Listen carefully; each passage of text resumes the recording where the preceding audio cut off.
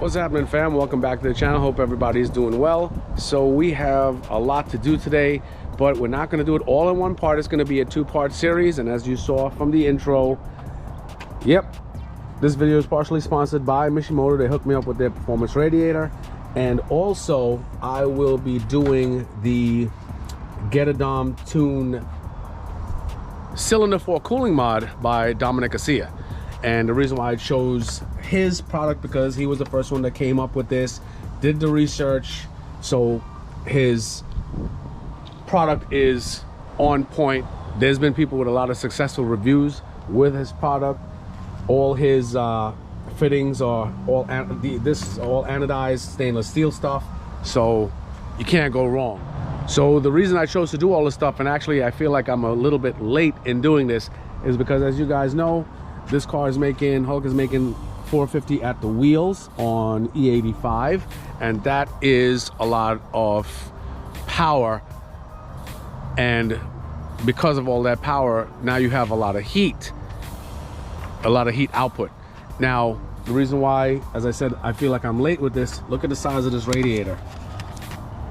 Look at the size of it. It's literally like 3/4 inches. It's very, very small. It's very, very small. And as you guys saw when I did from my oil cooler video, I was saying that these cars, they're spec'd, like this car is stock is what, maybe 250 at the wheels. So all the parts on the car are spec'd to handle that type of heat output or heat production that's the car produces. So now when you double the power and you start adding modifications and so forth, guess what? Just like how some of you guys do your suspension and stuff like that, all depending on your type of driving, it's the same thing, that you have to have all these supporting mods done. Now, as far as the cylinder 4 cooling mod, that is gonna be to the back. So over here where the head is, I know you can't see it, but this is the head right there. This is cylinder 2 over here, and in the back over here is cylinder 4. I know you can't see it. I would actually have to move this intercooler pipe, or I'll show you from the bottom. But cylinder 4, Subaru never fixed this issue, and it's necessary due to poor coolant flow. So what's happening is all the rest of the cylinders, cylinder 2, 1, and 3, they have very, very good coolant flow.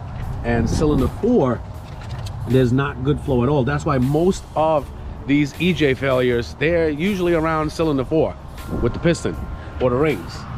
So what ends up happening, because of that poor coolant flow, you have higher temperatures in cylinder 4. So guess what? You have more pre-ignition or knock. And guess what? Subaru was slick.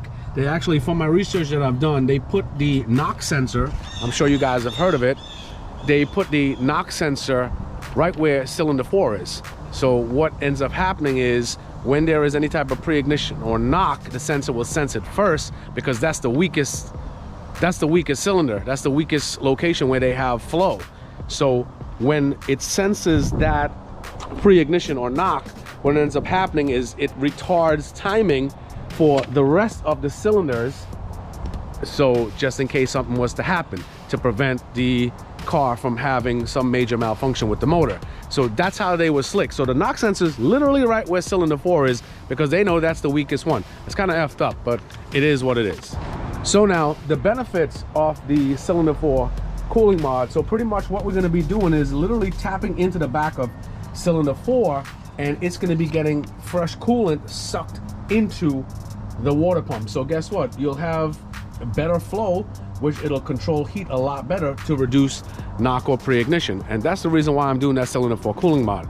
So what we're going to be doing is, as I said, a two-part series. Definitely doing the cylinder 4 cooling mod, probably doing that first, then the radiator. But the first thing we got to do is make sure we got to take off the skid plate. You guys seen me do that before. Took off the skid plate. Once you take off the skid plate, we got to drain the coolant. That's why this car is ice cold right now, and it's actually, if you see me with the sweatshirt on, I got another layer underneath this. It's cold today, so everything is nice and cold. Make sure before you drain your coolant, pop off one of the radiator caps first, just to relieve if you have any type of pressure in there. Also, if you take off one of the radiator caps, when you take off the hose to drain the coolant to the bottom, it'll flow better.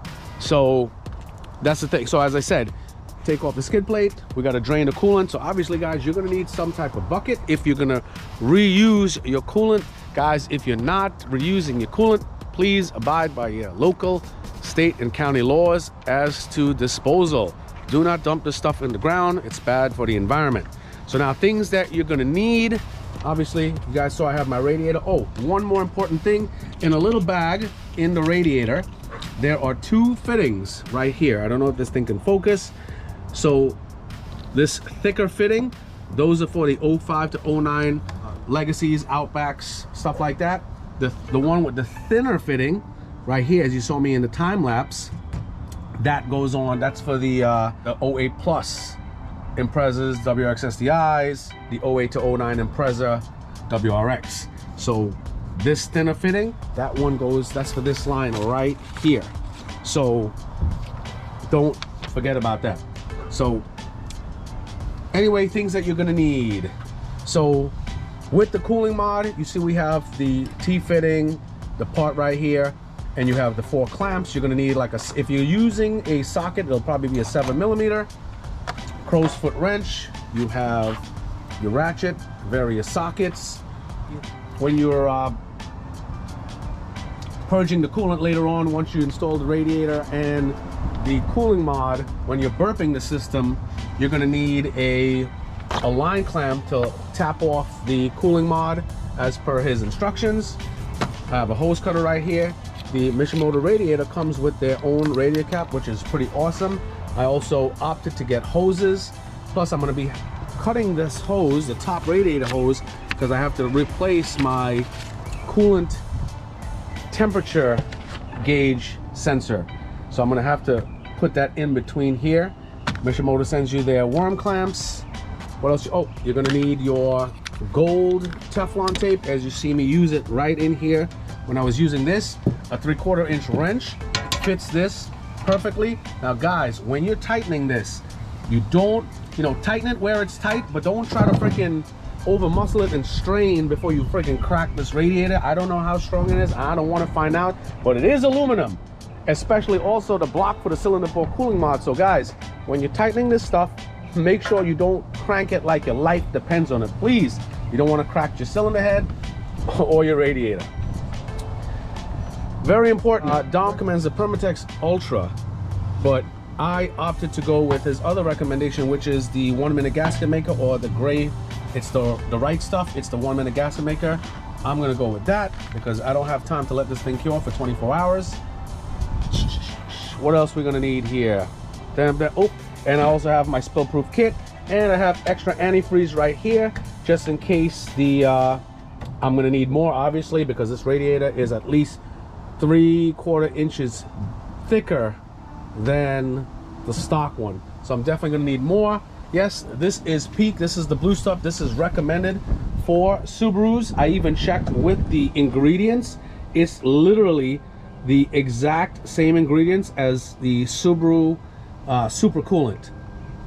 Literally the exact same ingredients as the Subaru super coolant. So I'm not too worried about it. It's the blue stuff, just like the OEM stuff. I'm not worried about it. All right, so let's take the skid plate off and let's get on with this show. All right guys, as I said before you drain anything, you pop the top right here. Just have your paper towel just in case any excess comes out, so you're not spilling everything all over the place. That looks pretty good. Perfect. Now,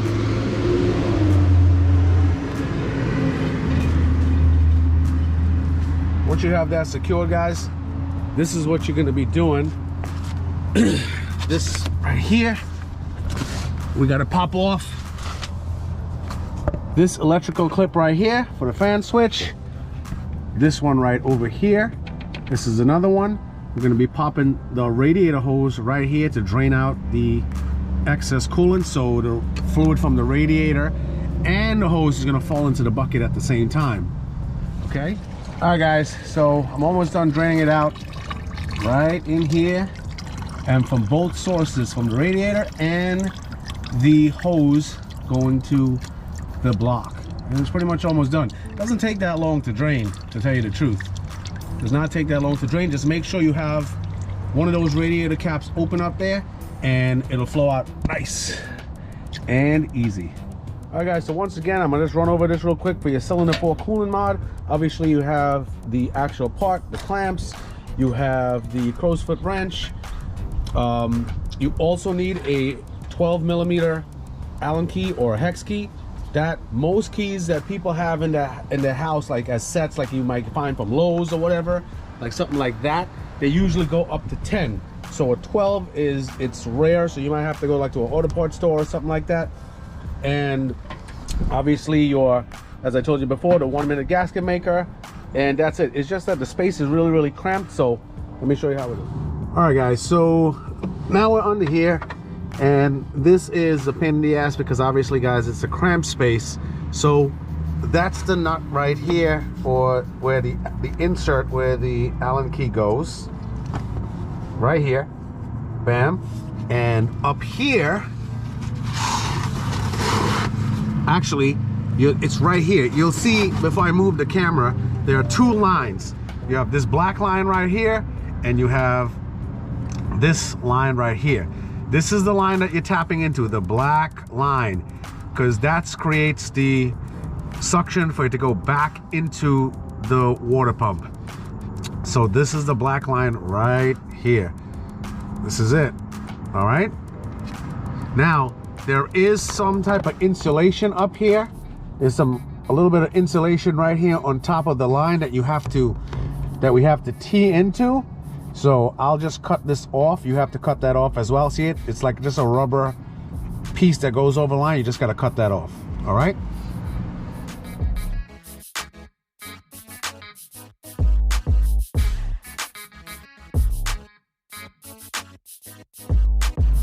All right guys, change of plans.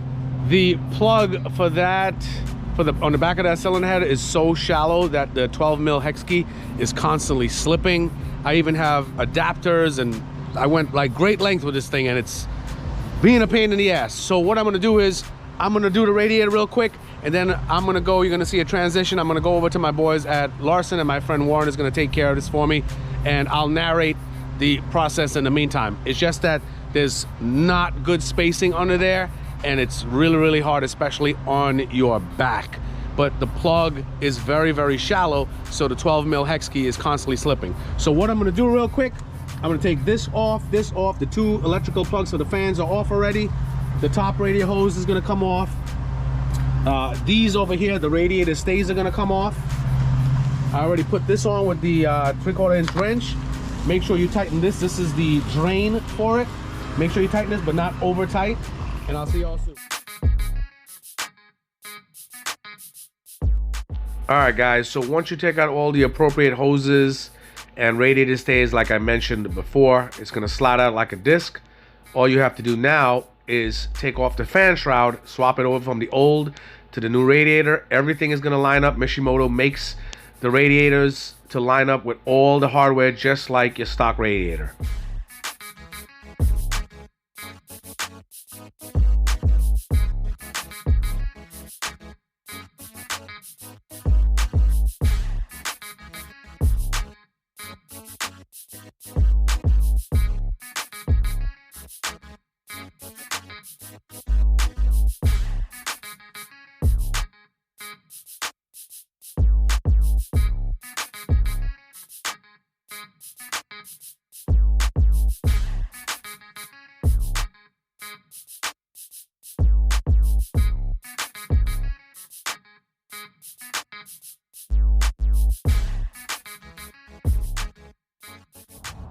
All right guys, so the bottom hose is on, it's tight.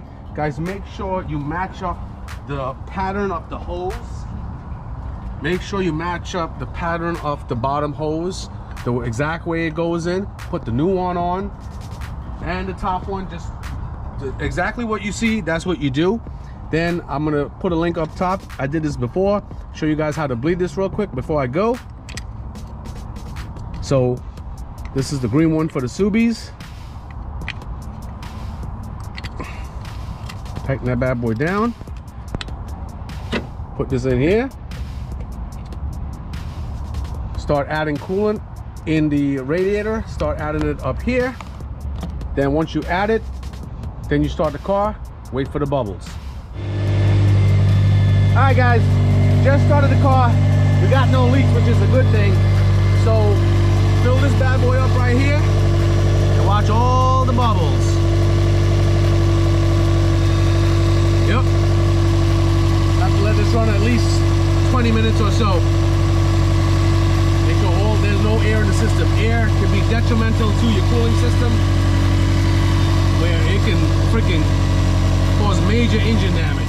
All right guys, I'm in the car. The temperature is taking a sweet ass to climb. Obviously the oil cooler stuff is aiding it just to keep cool. The heat is at max, in case I forgot to tell you guys that. So it's hot as a sauna up in here. Heat is at max all the way up. Want that temperature to go up so the thermostat can open up so the fans can kick on. Once the fans kick on, everything is gonna circulate through the heater core to block everything, and you know, we'll examine the bubbles and whatnot. So we're almost done. We're almost there. Another 30 degrees to go before this damn thing opens up. So let's go. All right guys, fans are on. It's been like about 25, almost 30 minutes, and literally very minuscule bubbles. I'll just wait till that's done, and then we're straight. No leaks to the bottom, and we're good. Successful install. So let's warp over to Larson Auto Works. All right guys, so I'm on my way over to Larson, and the temperature, the coolant temperature, it's still at like, it's ranging from anywhere from $1.75 to $1.80. Even my oil temperature, it's still like around in the 180s. Especially with that, the thickness of the new radiator combined with my oil cooler, it's freaking amazing. The aluminum is dispersing the heat. The car, look at this, it dropped a degree. So yeah, my coolant temperature, it's pretty nice. It's pretty nice, because usually it'll be, you know, it can get up pretty high. Even my oil temperature is pretty nice. So I'll see you guys soon. All right guys, as I told you before, we jumped all the way to Larson. Bam, there's my man Warren again on the scene. I'm gonna have to get a tab with these guys. But as I said before, this cooling mod was a pain in the ass because the plug, the recess in it is so shallow that, it's hard to get to. So either you want to go through here, which my hands can't fit, even if I take off my intercooler piping, and what do you think? Or, you know, you got to go from the bottom, which you have no room unless you have a freaking awesome lift. But look at this clean ass install. You would never even know. You think this shit was there for freaking months.